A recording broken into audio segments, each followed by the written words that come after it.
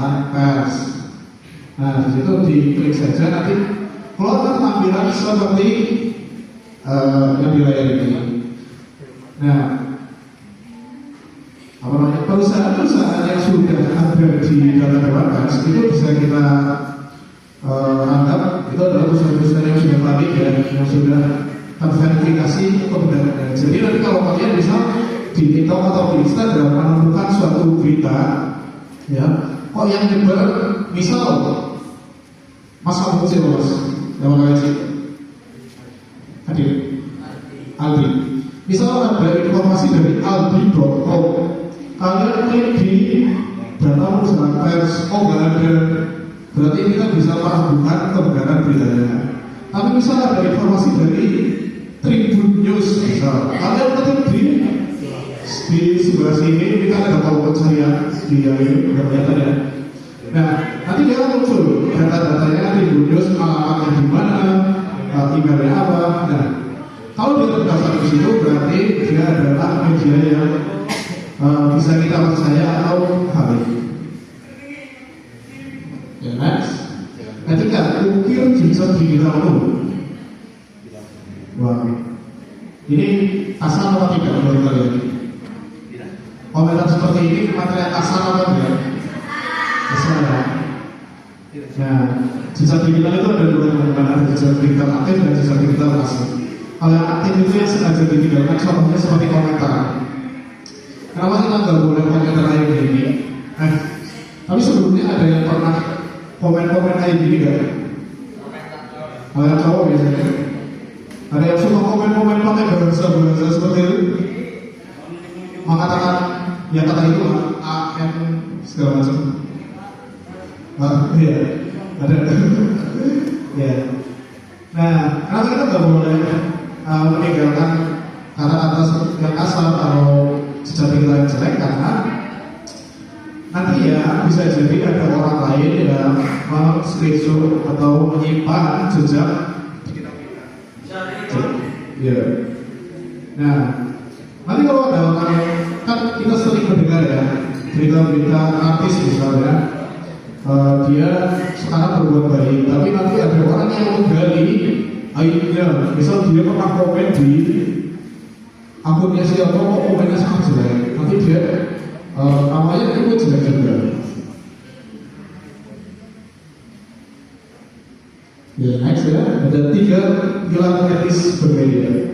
Nah, yang pertama itu hormati, tadi ya, tadi hormati itu maksudnya jangan sampai ketik yang aneh-aneh, jangan sampai ketik yang jelek-jelek, karena itu juga akan menjadi jejak digital. Terus ada hak cipta. Teman-teman pernah melihat video yang diupload ulang?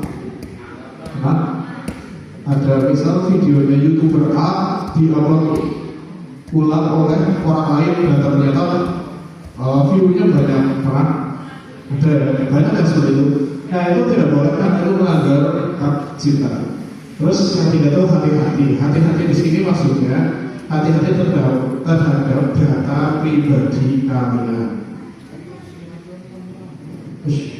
Nah, ngomongin tentang data pribadi, ya, data pribadi itu gak semuanya boleh dipublikasikan, teman-teman. Karena apa?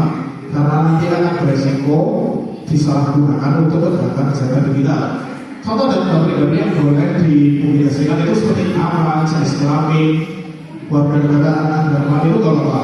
Tapi data-data seperti data kesehatan, data biometrik, data genetik, serta data kesehatan itu rawan untuk disalahgunakan, ya.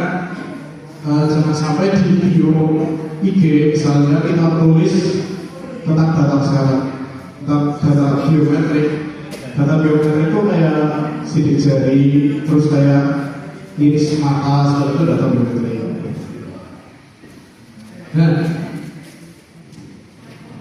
Nah ini contoh ragam kejahatan digital. Nah itu ilustrasinya, kayak merasa mirip sama ilustrasinya. Ya. Apa mau dipraktekkan ilustrasinya? Nah di dunia digital kejahatan itu ada banyak macamnya ya. seperti pencurian data pribadi, isi penipuan, scam tadi juga disebutkan, malware, ada yang tahu malware? Tahu ya?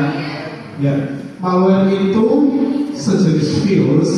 Nanti misalnya kamu klik link asal-asalan, nanti dari link tersebut akan mengirimkan virus ke HP kamu, ke laptop kamu, ke perangkat kamu, apapun yang kamu pakai. Datamu akan terkunci, dan biasanya si pengirim malware tersebut akan meminta tebusan ya. Biasanya sih berupa uang sekian. Misal kamu ngeklik link di WA asal-asalan, terus HP-mu kena malware, galerimu kunci semua. Kalau kamu buka galerimu itu karena ada foto-fotomu yang pribadi mungkin, kamu harus bayar sekian puluh juta. Nah itu malware. Lalu ada pengambil alihan akun. Kalau kita mungkin tahunya dihack, akunnya dihack. Terus ada menipu dengan ini dia. Saya yakin kalian gak akan tertipu dengan ini. Ada cyberbullying, penyalahgunaan data pribadi, membuat akun palsu atas nama korban,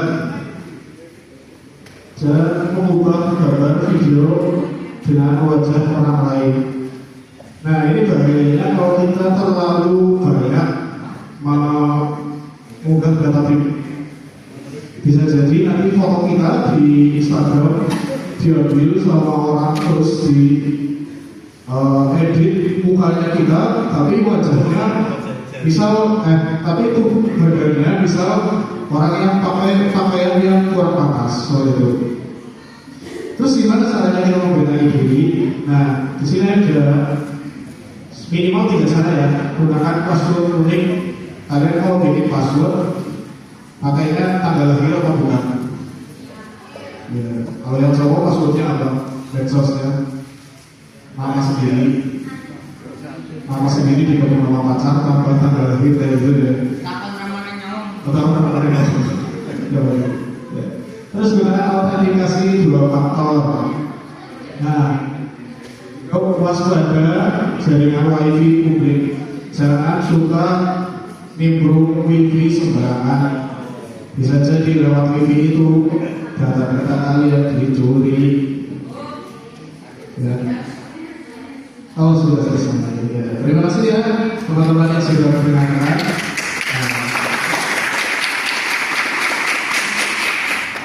Saya belum minta udah bertangan.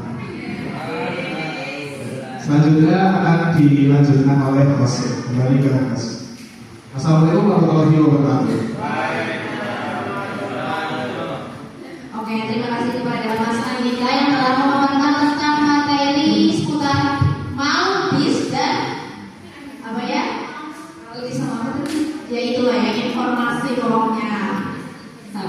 Untuk selanjutnya kita kayaknya jargon dulu deh, karena kan kayaknya kelihatannya masih pada loyo ya, udah setengah jam berlalu nggak kerasa.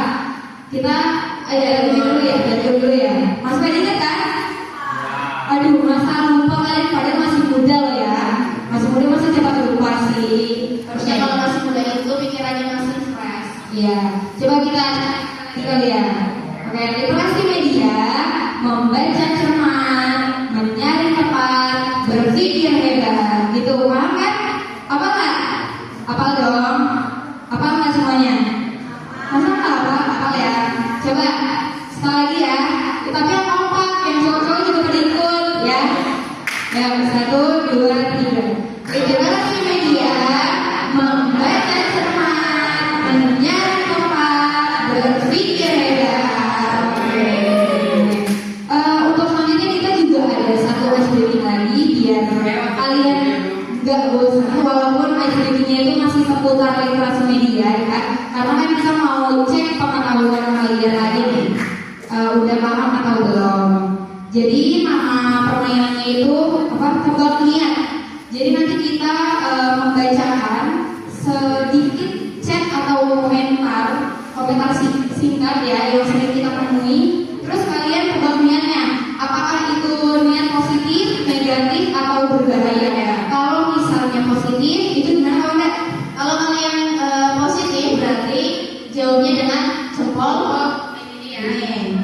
Tapi kalau negatif berarti jempolnya begini.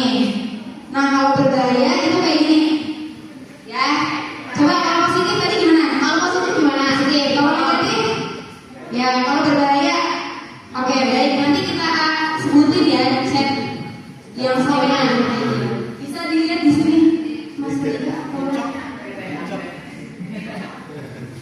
Nanti bisa dilihat di situ kalimatnya. Mungkin kita ada 3 kalimat ya. Nanti kalian tebak niat, tapi aku hitung dulu seperti biasa 1 sampai 3 baru kalian tebak niat. Oke, paham semua? Nah, siap ya. Tar dulu, kita baca dulu. Yuk Kak Dinda, ini berita beneran, kok aneh ya? Coba deh, ada sumber lain nggak? Nah, itu niatnya positif, negatif, atau berbahaya? 1, 2, 3. Bukan tangan, jempol, dislike, atau ya gimana? Jawabannya? Oke, benar ya jawabannya. Iya positif karena dia itu masuk ke kategori yang cek informasi dulu ya. Jadi dia tidak melihat dari satu sumber, tapi melihat dari sumber yang lain ya betul. Terus kalimat kedua mau ada silakan.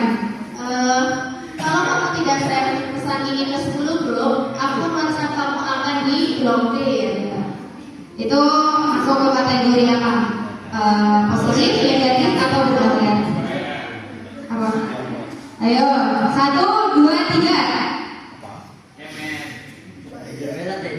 Oke, ada yang jawab berbahaya, tapi ada yang jawab dislike juga ya. Ya jawabannya itu lebih ke negatif ya, karena kan ini hanya menyebarkan ya, belum suruh ngeklik link. Kecuali kalau misalnya klik link ini itu baru berbahaya, ini baru menyebarkan itu masuknya ke kategori hoax ya.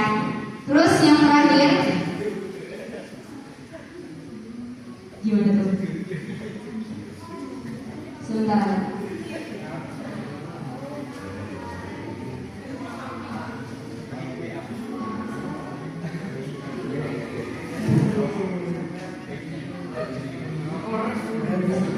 Oh, yang terakhir, satu kalimat lagi ya. Kalimatnya gini. Gila, jelek banget fotonya. Ya gila, jelek banget fotonya. Itu masuk ke positif, negatif, apa tuh ya? Silakan 1, 2, 3.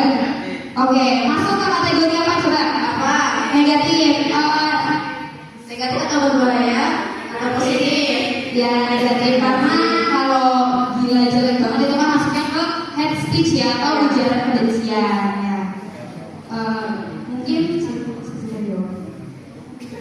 Mungkin setelah ini ada sesi tanya jawab buat teman-teman yang ingin bertanya silakan ajukan tangan ya. Oke, mungkin teman-teman ada yang ingin bertanya? Barangkali dari kita di pemateri ada yang dibingungkan seputar informasi atau literasi media seperti itu. Iya, ayo ada dari cewek atau cowok ada?